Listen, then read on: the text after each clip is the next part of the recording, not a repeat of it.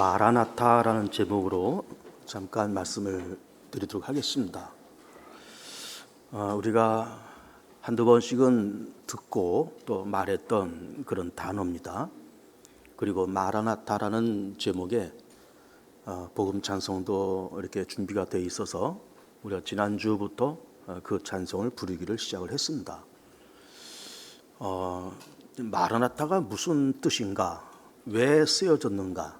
또 그것이 오늘날 우리에게 어떻게 해석되어야 될까라는 것을 말씀을 드리도록 하겠습니다.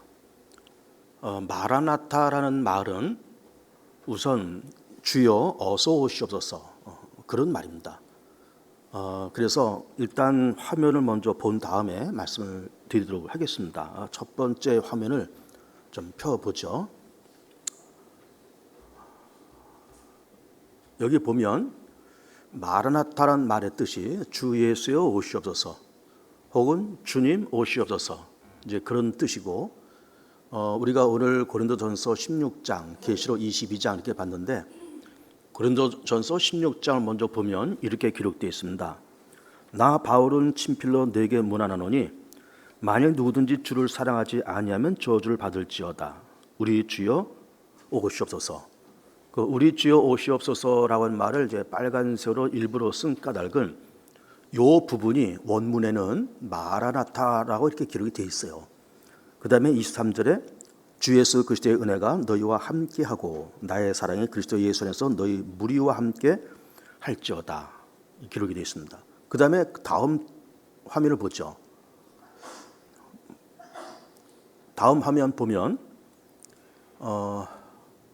요한계시록 22장이 기록되어 있는데 거기 보면 내가 이 두루마리의 예언의 말씀을 듣는 모든 사람에게 증언하노니 만일 누구든지 이것들 외에 더하면 하나님이 두루마리에 기록된 재앙들을 그에게 더하실 것이요 만일 누구든지 이 두루마리의 예언의 말씀에서 제하여 버리면 하나님이 두루마리에 기록된 생명나무 및 거룩한 생의 참여함을 제하여 버리시리라. 이것들을 증언하신가 이르시되 내가 진실로 속히 오리라 하시거늘 아멘 주 예수여 오시옵소서. 여기도 마찬가지 주 예수여 오시옵소서라는 말을 빨간색으로 이렇게 칠한 까닭은 이것이 원문에 마라나타라고 기록되어 있다 그런 얘기예요. 그래서 마지막 절에 주 예수의 은혜가 모든 자들에게 있을지어다 아멘. 끝나고 있습니다. 자, 이제 화면을 내리시고 저를 보세요. 이제 마라나타라는 말, 주 예수여 오시옵소서 이제 그런 말이잖아요. 그러면서 이 마라나타라는 말이 어떤 의미가 있느냐, 어떻게 우리가 이것을 해석해야 되느냐라고 하는 것을 이제 말씀을 드리려고 그래요. 이것이 초대교회 그리고 핍박받았던 소아시아에 흩어졌던 그 당시 기독교 역사 초창기 교회에서 또 심지어 로마 시내에서 핍박받았던 그 교인들이 이거를 인사구호로 썼던 말입니다. 주 예수여 오시옵소서라고 하는 이 요한계시록과 고린도전서에 있는 이 말씀이 그 당시 초대교회 기독교 초창기에 성도들끼리 서로 주고받았던 인사구호다 그런 얘기예요. 그러니까 이 교인들이 만날 때마다 마라나타 마라나타 그렇게 인사를 그렇게 했다 그런 얘기예요. 우리가 이제 인사구호를 보면 우리나라는 전통적으로 안녕하세요 이제 그렇게 얘기하잖아요. 그리고 때로는 우리가 어렵게 살 때는 식사하셨습니까? 라고 그렇게 인사구호를 그렇게 붙였습니다. 그 인사구호를 이제 보면 그 당시 절박한 상황이 무엇이며 절박한 가치가 무엇이냐에 따라서 인사구호가 그렇게 정해진다 이렇게 볼 수가 있어요. 그러니까 우리나라도 전통적으로 안녕하십니까? 평안하십니까? 라고 그렇게 인사를 했던 까닭은 우리나라가 외침을 많이 받았던 그런 나라잖아요. 그리고 또 호환 마마 이런 그 재앙도 있고 그래서 밤새 안녕하십니까? 그런 뜻으로 안녕하십니까? 평안하신지요? 라고 그렇게 인사를 나눴다라고 하는 거예요. 식사하셨습니까? 라고 그렇게 인사도 했었습니다. 우리가 먹고 살기 어렵고 하루 밥 세 끼, 두 끼도 먹기 어려울 때 어른들을 만나 뵈면 식사했습니까? 또 후배나 젊은 사람들을 만나면 식사했나? 이렇게 하면서 그것이 밥을 먹었냐 안 먹었냐라는 걸 떠나서 그것이 그 당시에 인사구호로 사용되었다라고 하는 거예요. 이제 히브리 사람들은 사실은 전통적으로 샬롬이란 인사를 하잖아요. 근데 샬롬이 평화고, 근데 우리가 아는 것처럼 이스라엘 나라도 참 부침이 많고 외세의 침략을 많이 받았던 그런 나라이기 때문에 늘 그들의 마음속에 평화를 갈망하고 평화를 사모하는 그런 마음들이 있었기 때문에 늘 평화, 샬롬, 샬롬 하면서 인사를 나눴던 거예요. 그 아침 인사가 영어로 굿모닝이잖아요. 영어는 그야말로 영국에서 나온 언어입니다. 근데 영국이라는 나라가 늘 비가 자주 오고 궂은 날씨가 많고 흐린 날씨가 많고, 그러다가 어느 날 아침에 눈을 떠보니까는 구름이 싹 걷히고 햇빛이 쫙 내려지는 그런 아침을 맞이했어요. 정말 오래간만에. 그래서 좋은 아침이구나 하면서 굿모닝이라는 그런 인사 구호가 나온 거예요. 그래서 어느 나라나 그 인사 구호를 보면은 그 당시 그 사람들이 얼마나 절박한 가치가 무엇이며 그들 속에 가장 필요한 가치가 무엇이냐에 따라서 인사 구호가 정해진다, 이렇게 볼 수가 있어요. 군인들이 하는 그 경례도 그렇습니다. 경례하면서 구호를 붙이는데 어느 부대에서는 뭐 단결, 충성, 필승 그런 구호를 붙입니다.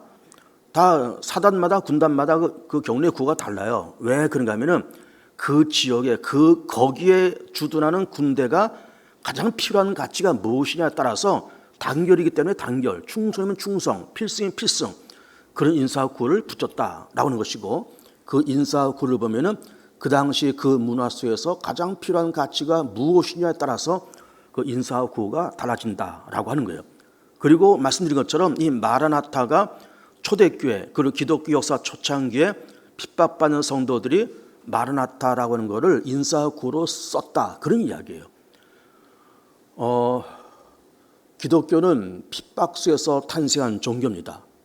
유대에게 핍박을 받았고 로마의 핍박을 받았고 이방 종교의 핍박을 받으면서, 그러면서 어렵게 탄생한 종교가 기독교예요. 그렇게 어렵게 그렇게 탄생하고 자리 잡기까지 얼마의 시간이 걸리느냐? 무려 300년이 걸립니다. 그럼 300년 동안 기독교는 어떻게 있었느냐?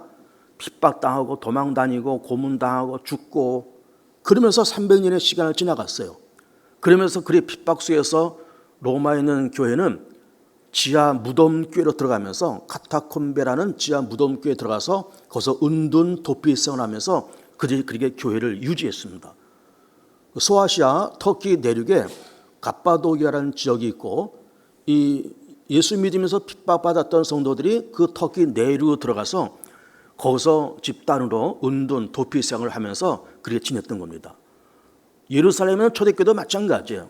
그들이 핍박당하면서 늘 그들이 인사 속에 마라나타라는 인사를 했던 거예요. 그럼 왜 마라나타라고 인사를 했을까? 주여 오시옵소서라고 그렇게 기록되어 있고 그렇게 인사를 나눴다, 그런 얘기잖아요.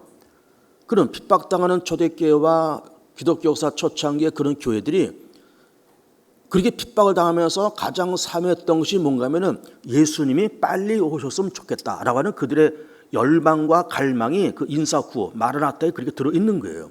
왜 그런가 하면은 예수님께서 살아계신 전 말씀하실 때 늘 내가 속히 오리라 그렇게 말씀하셨던 거예요. 곧 오리라, 내가 속히 오리라 그렇게 말씀하셨기 때문에 핍박당하는 성도들이 그 핍박이 끝나는 것도 물론 중요하지만 빨리 오신다고 말씀하시는 예수께서 빨리 오셔서 이 로마를 물리치고 그리고 이 핍박을 물리치면서 좀 교회가 안정되고 믿음의 사람들이 좀 분위기 있게 좀 안정된 분위기에서 예배를 드리고 하나님을 찬양하고 또 하나님의 말씀을 전파하고 듣는 것에 아무런 꺼리낌이 없는 그런 때를 삼으면서 주님 속히 오십시오, 오신다고 말씀하셨으니 기왕이면 좀 빨리 오십시오 라는 뜻으로 마라나타라는 그런 구호를 외치면서 이 사람들이 살았다라고 하는 거예요. 그렇게 핍박 속에서 313년을 지나가다가 313년에 콘스탄틴 왕 때에 기독교가 공인되죠. 이제는 기독교는 정식 종교다. 이제는 핍박하지 말아라. 핍박받을 이유가 없다. 이제 지하에 있는 교인들, 무덤에 있는 교인들, 그 카타콤베 무덤에 있는 교인들 다 나와라. 그리고 카타콤베 그뿐만 아니라 또 터키 내륙에 있는 갑바도기에 숨어있는 교인들 다 이제 나와서 교회 짓고 정시로 예배드리고 다 그렇게 해라. 종교는 자유다, 기독교는 자유다 라고 하면서 기독교의 자유를 선포한 그때가 313년이에요. 그리고 얼마 지나서 380년도에 기독교가 로마 제국의 국교가 됩니다. 그러니까 이 핍박받았던 교회가 예수님이 오심을 사모하고 오십시오, 빨리 오십시오, 제발 좀 오십시오, 마라나타, 마라나타 그러다가 이것이 정말로 300년 지나서 기독교가 공인되고 로마 제국의 국교가 되는 그런 기쁨을 맞이했던 겁니다. 그런데 어쨌든 마라나타, 주님 어서 오십시오라고 그렇게 이들이 부르짖었고 또 예수님도 살아생전 곧 오시겠다라고 말씀을 하셨는데 왜 이렇게 지체됐을까? 왜 2000년 동안 오신다고 하는 것이 지체됐을까? 그 이유는 어떻게 쓰든지 간에 한 사람이 되었던 몇 사람이 되었던 그들이 시간 지나가면서 예수를 믿고 회개하고 거듭나서 구원받는 자의 수가 어떻게 쓰든지 간에 한 사람이 더 확보하려고 예수님의 재림이 점점 늦어지고 있다라고 그렇게 해석하는 것이 옳은 겁니다. 한 사람이라도 더 구원받고 한 사람이라도 더 회개해서 구원받는 사람을 더 늘리려고 그렇게 예수님의 재림이 지체되고 있다라고 하는 거예요. 그런데 이제 마라나타라고 그럴 때 교회 마라나타를 이제 어쨌든 현대적으로 해석할 필요가 있습니다. 물론 과거에는 초대교회 시절에는 예수님이 속히 올 것을 기다리면서 그렇게 마라나타고 외쳤지만 이것이 현대에는 어떤 의미가 있을까? 이것이 더 중요한 얘기인 겁니다. 현대는 어떻게 해석하고 어떻게 적용돼야 될까라고 하는 거예요. 우리는 지금 21세기를 지나가면서 지금 2024년도를 지나가고 우리나라도 그렇고 세계도 그렇고 분명코 풍요로운 세기가 된 것은 맞아요. 우리나라만 해도 지난 세기에 우리 일제강점기 6.25 전쟁 거쳐오면서 세계에서 가장 못 사는 최빈국이었는데 지금은 지구 땅에 200여 국가가 있는 가운데서 경제 규모가 한 10번째. 그렇게 되는 나라가 되었고 1인당 GDP가 3만 5천 불 시대를 지금 우리는 가고 있어요. 우리는 이미 선진국이 이미 되었습니다. 그래서 좀 우리는 먹고 살 만한 나라가 되었고 풍요로운 세상이 된 거는 맞아요. 근데 우리만 이렇게 소득이 점점 높아지는가? 그렇지 않습니다. 다른 나라들도 다 소득이 높아지고 있어요. 아시아권에 있는 나라들도 남미에 있는 국가들도 다 과거에 못 살고 어렵다가 다 그렇게 점점 소득이 늘어가고 있습니다. 그런데 그렇게 모든 것이 풍요로운 세상에 된 것은 맞는데 점점 늘어나는 것이 있습니다. 뭐가 늘어날까요? 갈등, 분쟁, 전쟁, 전염병, 기후파괴, 자연재앙 이런 것은 점점 늘어나고 있어요. 그러면서 물질적으로 풍요로운 세상에 된 것은 맞는데 갈등이 더 많아지고 분쟁이 더 많아지고 기후변화, 자연파괴 그런 것을 통해서 사람이 점점 세상에 살기에 어려운 세상에 된 것은 맞아요. 물질의 풍요와 사람 살기 점점 어려운 세상 이 어울리질 않잖아요. 맞질 않잖아요. 그래서 이런 세상 속에서 마라나타라고 하는 것은 어떤 의미가 있는가 하면은 하나님 이 땅에 오셔서 이 세상에 오셔서 혼탁하고 문제 많은 세상 속에서 주님이 직접 세상을 다스리시고 자연재앙을 물리치시고 갈등을 물리치시고 전쟁과 테러를 물리치시면서 평화로운 세상이 되고 인류가 80억의 지구 땅의 인류가 전쟁 없이 재앙 없이 질병 없이 갈등 없이 평화로운 세상에 되게 해주십시오라는 차원으로 마라나타를 외치는 것이 우리의 신앙이다라고 하는 것을 말씀을 먼저 드리고 싶은 겁니다. 뿐만 아니라 정치권을 바라보고 교회를 바라보고 세상을 바라보고 우리 자신을 바라봐도 그래요. 정치권을 잠깐 얘기를 해볼까요? 우리 지난주에 총선을 지나가면서 야당이 압승을 거뒀습니다. 그러면 우리 정치권 놓고 보면서 대체로 저는 이제 지난 수요일 날 그때가 이제 투표 날이었는데 그 전날, 그 전전날인가 며칠 전에 그 사전 투표를 했습니다. 사전 투표하면서 저는 깜짝 놀랐어요. 제가 어느 당을 찍고 누구를 찍긴 찍었는데 그 투표지를 보면서 깜짝 놀랐습니다. 세상에 우리나라에 당이 이렇게 많은지 한 30개 이상의 당이 됐잖아요. 무슨 당, 무슨 연합 해가지고 한 30개 이상의 당이 되는데 나는 그냥 우리가 국민의힘하고 민주당하고 또 몇몇 그 위성 정당이 있어서 한 10개나 10개 될까 싶었는데 한 30개 이상이 그렇게 있어요. 깜짝 놀랐습니다. 그렇게 당이 많은 까닭이 왜 그런 줄 알아요? 당을 만들면 다 정부에서 보조금이 나와요. 그러니까 너도 나도 하나의 뭐 우리 당은 이런 당이다 하면서 다 그렇게 당을 만들고 그렇게 나온 겁니다. 이제 그것도 그런 거지만 우리나라는 일단 큰 두 당이 있어요. 국민의힘과 민주당이 있습니다. 국민의힘은 좀 보수적인 정권이고 좀 오른쪽에 있는 정권이고, 민주당은 좀 진보적인 정권이고 좀 왼쪽에 있는 그런 정권인 겁니다. 나름대로 다 색깔이 분명히 있습니다. 우리만 그런 것이 아니라 미국도 그래요. 미국도 공화당과 민주당이 있어요.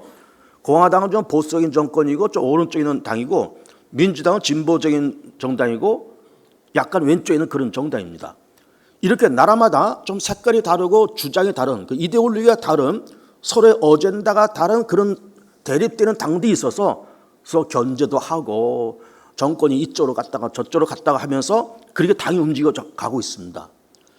그런데 우리나라를 놓고 보면 그러면 오른쪽에 있는 당이 정의로운 당일까? 왼쪽에 있는 당이 정의로운 당일까? 다 정의롭지 못합니다. 이쪽도 정의롭지 못하고 저도 다 정의롭지 못해요. 그들의 주장이 옳을까? 맞는 것도 아니에요. 더러 맞는 것도 있겠지만 틀린 것도 많고. 국민의힘이 정의로운 당일까? 아닙니다. 민주당이 정의로운 당일까? 아니에요. 국민의힘이 정의예요? 진리예요? 아니에요. 진리 아니에요. 정의 아니에요. 100% 다 맞는 것도 아니에요. 문제도 많아요. 장단점이 다 있어요. 다만 때와 상황에 따라서 때로는 보수적인 정권이 정권을 잡을 그런 환경의 때가 있는 것이고, 때로는 진보적인 정권이 정권을 잡아서 나라를 이끌어야 할 그런 때가 다 있는 거예요. 그 때와 상황에 따라서 보수적인 정권이 필요하기도 하고 때에 따라서 진보적인 정권이 필요하기도 한 거예요. 그러나 그 두 당이 똑같이 정의로운 당도 아니고 그들의 진리도 아니고 그들의 주장하는 것도 다 맞는 것도 아닌 겁니다. 여러분, 정치 체제가 세계적으로 정치 체제를 보면은 대체로 우리나라와 일본, 미국, 유럽의 국가들은 대부분 민주주의 국가들이죠.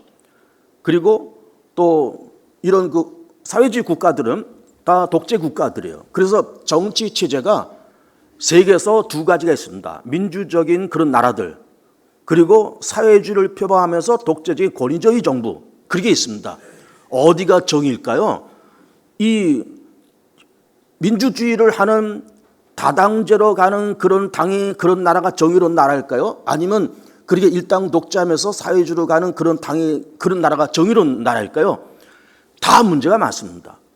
가장 합리적이고 가장 정확한 정치 체제는 뭔지 압니까? 현자 1인에 의한 독재 정권. 이게 가장 이상적인 그런 정치 체제예요. 현자 1인에 의한 독재 정권.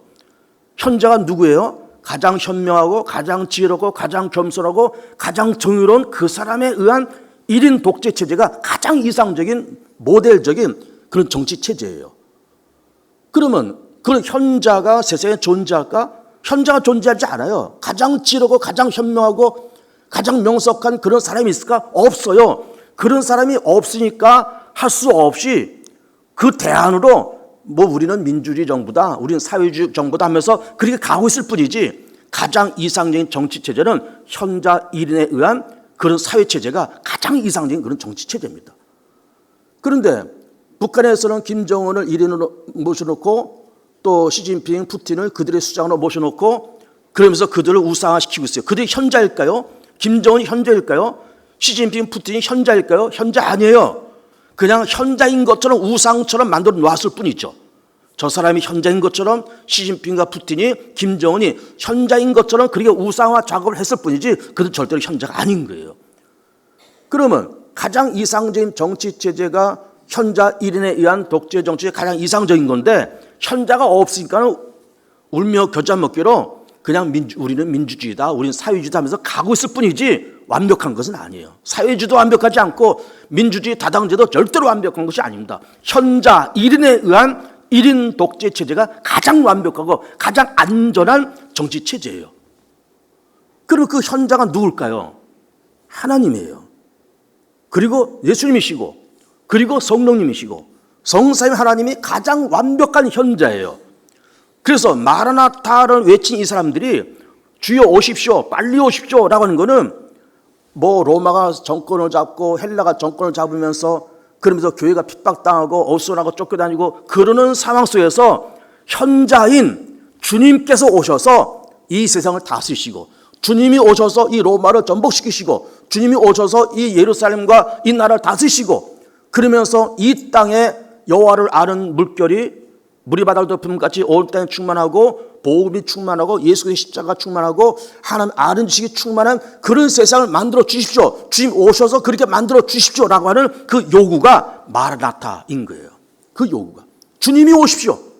주님이 오셔서 다스려 주십시오. 주님이 정복하십시오. 주님이 모든 것을 체제를 잡아주십시오. 라고 하는 그 열정이 마라나타라는 말 속에 들어있다라고 하는 거예요.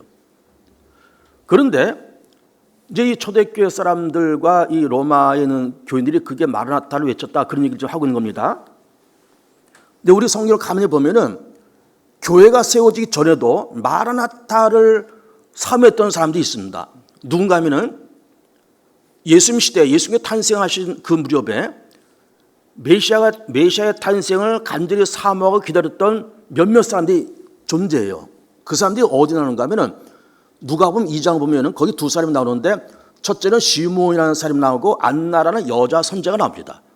시몬은 이스라엘의 위로를 기다리는 사람이라고 말씀하시고 있고 안나 여선지자는 오래전에 어려서 젊어서 과부가 돼서 84세가 될 때까지 혼자 그렇게 늙으면서 예루살렘의 속량을 기다렸다는 거예요.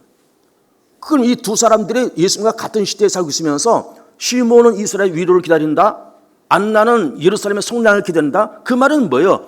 그렇게 어렵고 로마가 세상을 지배하고 있고 종교의 자유가 없고 경제적인 자유가 없고 그런 때에 빨리 이 땅에 메시아가 오셔서 이 나라를 안정시켜 주시고 이 예루살렘을 구속시켜 주시고 우리에게 종교의 자유를 허락해 달라고 하는 그들의 마라나타 신앙이었던 거예요. 시몬도 마찬가지고 안나 여선지도 마찬가지고 주님이 오실 것을 기다리는 마라나타 신앙이 그들의 삶 속에 있었다라고 하는 겁니다. 우리 성경을 보면 또 마라나타 믿음을 가졌던 사람들이 구약에도 나옵니다. 누군가 하면은 이스라엘 나라가 남부로 갈라지잖아요. 그리고 북왕조의 대표적인 선자는 엘리야와 엘리사입니다. 그리고 남왕조의 대표적인 선자는 이사야와 예레미야예요. 근데 난세 여웅이 난다고 그런 엘리야, 엘리사 이런 선자들이 어느 시대에 활동하는가 하면 가장 악한 왕 아합왕, 그의 분 이세벨 이 사람들 시대에 엘리야가 활동하고 엘리사가 활동을 해요. 그러면서 이 악한 두 왕과 왕비가 여호와의 종교를 무너뜨리려고 선자들 죽이고 내쫓고 제단을 허물고 그런 와중에 엘리야가 우상 선자들과 갈매를 싸서 대결을 벌이잖아요. 그러면서 엘리야가 쌓았던 그 제단에 불이 임하면서 여호와 하나님께서 진짜시고 참신하는 것을 증거했다는 것 아니에요. 그러면서 우상 섬기는 그런 이방 선자들을 850명을 기손 시내가에 데려가서 죽였다는 겁니다. 그랬더니 아합과 이세벨이 펄펄 뛰면서 너 엘리야 네가 우리 편 선자들 다 죽였어 하면서 엘리야를 죽이려고 쫓아오는데 엘리야가 도망가요. 어디로? 시내산까지 도망갑니다.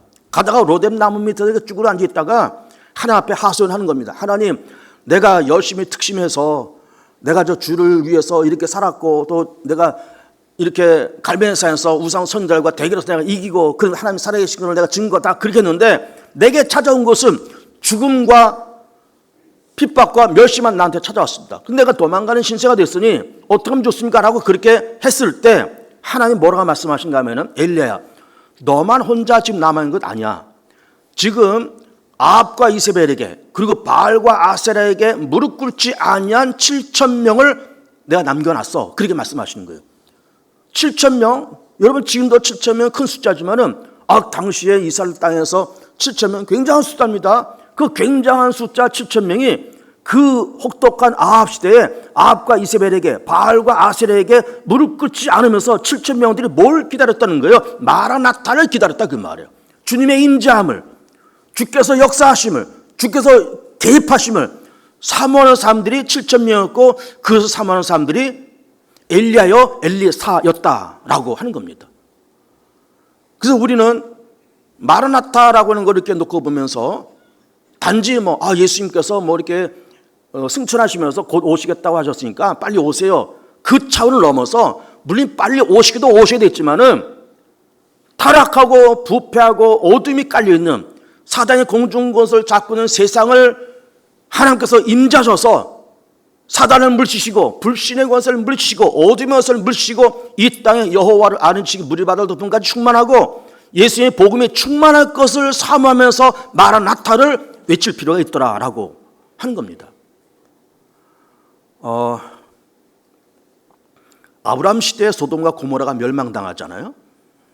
천사가 이렇게 소돔성 고모라성을 멸망시키러 갈 때 아브라함이 급해서, 왜 그러냐면 그 소돔성에 자기 조카 롯이 살고 있거든요.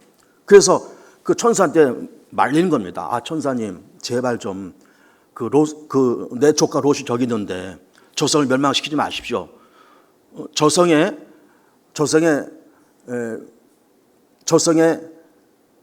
의인 50이 만약 있다 그러면은 어떻게 하시겠습니까? 그랬더니 천사가 하는 말이, 의인 50이 있으면 내가 저 성 멸망시키지 않겠다. 그리고 이 아브라함은 자기 조카 롯이 그 50명 안에 속할 거라고 생각해서 그렇게 말을 한 겁니다. 그랬더니 약간 50명이 좀 자신이 없었는지 45명이 있으면 어떻게 하시겠습니까? 멸망시키지 않겠다는 겁니다. 그래서 내려가고 해서 몇 명까지 내려가는가 하면 10명까지 내려가요. 그래서 롯이 10명까지 한 사람 속하겠지. 저 성에 10명 정도는 그래도 하나님을 사모하고 하나님의 정의를 사모하는 사람이 10명 있겠지라고, 10명이 있으면 어떻게 하시겠습니까? 물어봤더니 이 천사가 의인 10명이 있어도 내가 저 성을 멸망시키지 않겠다는 겁니다. 그런데 결국 멸망당했어요. 그럼 그 멸망당한 것은 그 성이 타락하고 불신과 그러면서 타락함으로 멸망당하고 또 멸망당한 거지만은 의로운 자 10명이 없어서 소돔성이 멸망당한 거예요. 그럼 그 말이 뭐예요? 그 타락한 소돔성에서, 타락한 고모라성에서 하나님의 나라를 사모하고 마라나타를 사모하는 10명이 없었다는 거예요. 10명이. 그래서 그 성이 무너졌다, 그런 얘기예요. 여러분, 우리나라가 인구 5천만입니다. 우리 인구 5천만, 우리 대한민국 이 사회 속에서 하나님의 나라를 사모하고 교회 부흥을 사모하고 교회 재건을 사모하면서 부르짖는 소수만 있어도 대한민국은 희망이 있습니다. 우리 개봉주한교회가 역사 50년 이상 지나고 있는데 그동안 뭐 이러저런 일도 많았고 다 그렇지만은 10명 정도 우리 개봉주한교회를 가슴에 끌어안고 교회를 다시 한번 일으켜 달라고, 교회를 회복시켜 달라고 몸부림치며 그렇게 울부짖는 그런 교인들 10명만 있으면 하나님께서 우리 교회를 긍휼히 여기시면서 다시 한번 새롭게 다시 한번 부흥의 불길을 붙일 수가 있는 겁니다. 그러니까는 오늘날 마라나타라고 하는 거는 예수님 빨리 와달라 그런 차원이 아니라, 주님, 이 타락한 세상에 주님이 오셔서 주님이 대한민국을 다스리시고 교회를 다스리시고 나를 다스려 주셔서 악한 마귀가 떠나가고 하나님의 나라가 펼쳐지고 여호와를 아는 지식이 물이 바다를 덮음 같이 온 땅에 충만하게 해달라고 하는 그런 부르짖음이 이게 마라나타인 겁니다. 설교를 잠깐 쉬고 그 소향의 마라나타를 한번 들어보도록 하겠습니다. 영상이 준비되어 있습니다.